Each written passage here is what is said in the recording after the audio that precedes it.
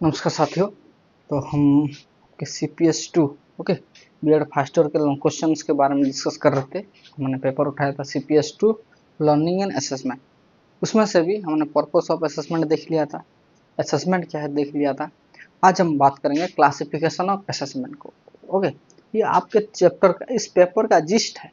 Okay, अगर आपने इसको समझ लिया तो समझ लिया, 2 क्वेश्चन आपके जेब में है। ओके, सही है। तो देखते हैं, लिखते हैं।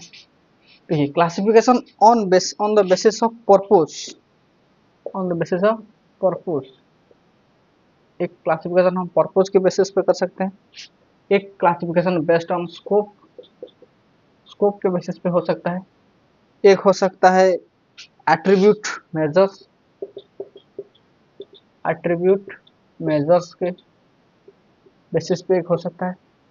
और एक क्लासिफिकेशन ऑफ असेसमेंट और किस चीज पे हो सकता है, nature of information gather. Okay, nature of information gather, nature of information gather. ठीक है, हम हर एक को डिस्क्राइब करेंगे, करने की कोशिश करेंगे। On the basis of purpose, scope, attribute measure and based on nature of information gather. इस इन चारों को बेसिस करके हम बहुत सारे क्लासिफाई कर सकते हैं असेसमेंट को। सबसे पहले on the basis of purpose, the assessment is may be placement, placement assessment हो सकता है। दूसरा formative assessment, formative assessment, formative assessment. तीसरा डायग्नोस्टिक असेसमेंट और summative, summative assessment. Formative, summative, diagnostic, placement, ये on the basis of purpose. Assessment assessment आप लिख लेना। Okay, formative assessment, summative assessment, diagnostic assessment, placement assessment on the basis of purpose. अगर आपको question में पूछा on the basis of what is assessment, please elaborate the classification of assessment on the basis of purpose, अगर आए तो आपको ये chapter लिखना है। Okay, based on scope, scope के अंदर से हम दो तरीके से इसको डिवाइड कर सकते हैं। एक है teacher made test, one is teacher made assessment, teacher made test. दूसरा is standardise, standardise, standardise test. Okay, one is teacher made test, another one is standardise test. समझ में आया? टीचर मेड और स्टैंडर्डाइज टेस्ट और assessment on the basis of scope. ये अच्छे से note करिए। ओके, क्योंकि आपको अगर आउटलाइन पता होगा ना इस चैप्टर का तो आप अच्छे से लिख सकते हैं। नेक्स्ट, एट्रीब्यूट मेजर में हम क्या करेंगे, उसके उस बच्चे का achievement measurement, achievement. Number 2 attitude and aptitude. Okay, इसको डिस्कस करेंगे, achievement, attitude and aptitude on the basis of nature of information. इसमें क्वालिटेटिव, क्वालिटेटिव और क्वांटिटेटिव, क्वालिटेटिव असेसमेंट या फिर quantitative assessment. Okay, achievement, attitude, aptitude test, attitude test, achievement test, ये सब test है, ये सब असेसमेंट है। ओके, आपको इस तरीके से इसको सजा के लिखना है। जो भी क्वेश्चन आपको पूछेगा यहाँ से हम एक एक करके सॉल्व करेंगे। ओके, तो अभी हम देखेंगे classification on the basis of purpose. Okay, मैंने आपको एक बार पढ़ा दिया है। ओके, प्लेसमेंट, फॉर्मेटिव, डायग्नोस्टिक, आपका थोड़ा थोड़ा आइडिया है उसके बारे में। आज थोड़ा सा और उसके बारे में जानेंगे, समझेंगे। ओके, इसको पहले नोट कीजिए।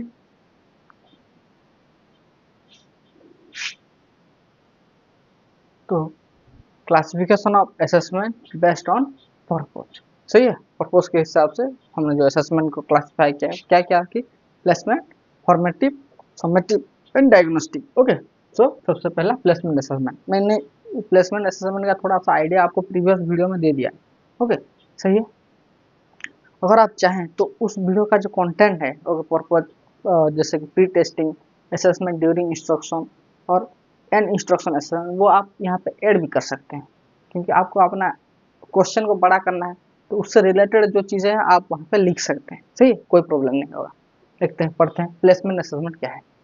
Placement assessment is used to place student according to their prior achievement और पर्सनल कैरेक्टरिस्टिक्स किसी भी बच्चे को प्लेस करना, कहते हैं ना जब आप अगर इंजीनियर पढ़ रहे होते तो थर्ड ईयर में आपका प्लेसमेंट लगती है। प्लेसमेंट मतलब किसी ना किसी कंपनी में आपको जॉब मिलता है according to your knowledge, okay, your achievement, आपके हिसाब से आपका प्लेसमेंट होता है, उसको वो कहा जाता है हमारा प्लेसमेंट यहाँ पे हो रहा है, इस कंपनी में मेरा प्लेसमेंट। प्लेसमेंट किस तरीके से होता है, आपने कुछ सर्टन पढ़ाई की, उस पढ़ाई के बेसिस पे आपको कुछ टेस्ट दे के वहाँ पे रिक्रूट किया जाएगा, दैट्स योर प्लेसमेंट। वैसे ही कोई बच्चा अगर पढ़ने जा रहा है, ओके, फॉर एग्जांपल आप बीएड कर रहे हैं तो you have to take an entrance, अगर आप नीट दे रहे हैं, क्वालिफाई कर रहे हैं, then you are able to on because of your prior achievement you are being place to a certain school. अगर आपने बहुत अच्छा रैंक लेके आया तो आप बहुत बड़े हॉस्पिटल में पढ़ सकते हैं।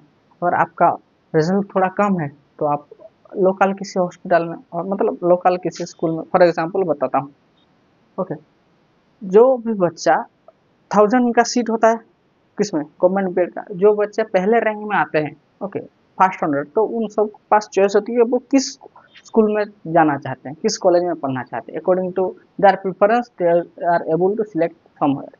बट अगर आपका मार्क ही बहुत कम है तो अंतिम में जो कॉलेज बचेगा आप वहीं जाके प्लेस होंगे, that's the placement.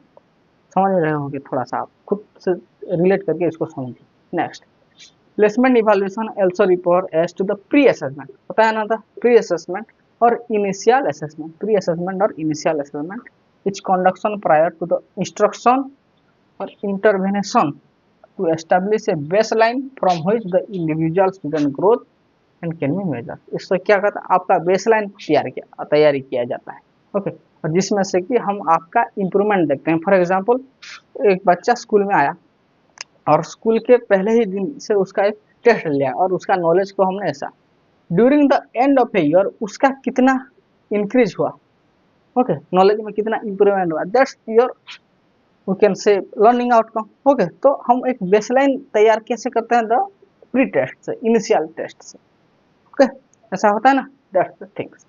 Intervention of establish a baseline from which individual student growth can be measure, जहाँ से कि हम बच्चे का ग्रोथ को हम मेजर कर सकते हैं, that's the role of the placement test. Next, this type of assessment is used to know what the student skill, इससे क्या पता चलता है, this type of assessment is used to know what the student skill, student का क्या skill level है, and is about the student, help the teacher to explain the material more effectively. और क्या, अगर हम बच्चे का लेवल देखते हैं, अगर हमको पता चल रहा है कि बच्चा थोड़ा कमजोर है तो हम उसके साथ उस तरीके से ट्रीट करेंगे ताकि उसको समझ में आए, ओके, प्लेसमेंट असेसमेंट का यही काम है।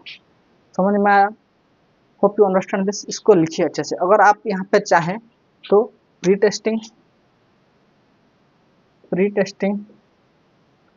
Okay, assessment during instruction, assessment during instruction, और we can say an instruction assessment, an instruction assessment, जो कि हमने पढ़ा था उसके भी कुछ कुछ पॉइंट अगर आप ऐड करना चाहें तो यहाँ पे ऐड कर सकते हैं, ओके। तो whether the student have prerequisite knowledge skill need for the instruction, है ना, it serve as a basic for the adaptation of instructional plan, ये सब अगर आप चाहें तो लिख भी सकते हैं, ओके, सही है।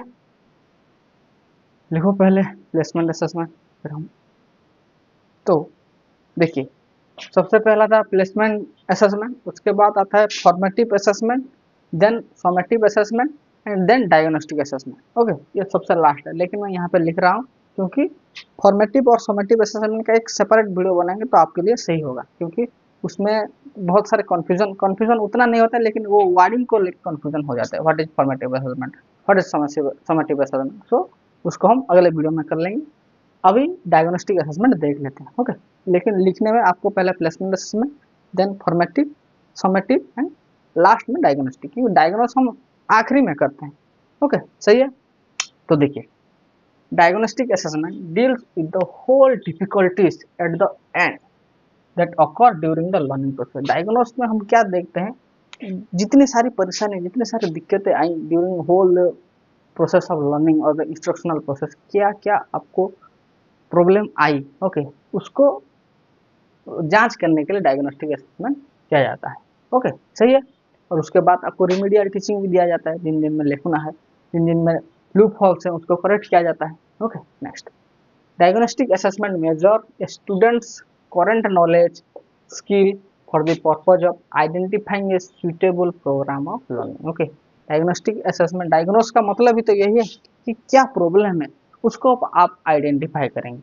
ओके, किसी बच्चे का कितना नॉलेज है, कितना स्किल है, ताकि वो जान सके ओके उसको किस सुटेबल लर्निंग प्रोग्राम में जाना है। फॉर एग्जांपल मैं अगर आपको बताऊं, आप एक टीचर हैं ओके, और आपको पता है ये बच्चा जो है ये मैथ में बहुत स्ट्रांग है ओके, तो फिजिक्स केमिस्ट्री अच्छे से कर लेता है, अगर ये बैंकिंग सेक्टर में जाएगा या फिर आईआईटी में का एंट्रेंस देखा तो ये वहाँ पर अच्छे से मैनेज कर सकता है, तो आप उसको उस सब चीज़ की सलाह देंगे ना, है ना। कोई अगर बायोलॉजी फील्ड में अच्छा है, उसको बोटनी जूलॉजी की अच्छी पकड़ है, तो उसको आप बोल सकते हैं भैया तू चाहता अगर थोड़ा केमिस्ट्री फिजिक्स भी उसको अच्छा आता है, तो उसको आप कह सकते हैं थोड़ा सा नीट का प्रिपरेशन करके दे, क्या पता हो जाए तो आप बहुत आगे चले जाओगे, है ना। सही है, इस तरीके से आप ये जान सकते हैं the skill and knowledge that identify suitable programme for learning, ताकि वो एक अच्छा प्रोग्राम से लर्निंग कर सके। समझ में आया ये थोड़ा सा।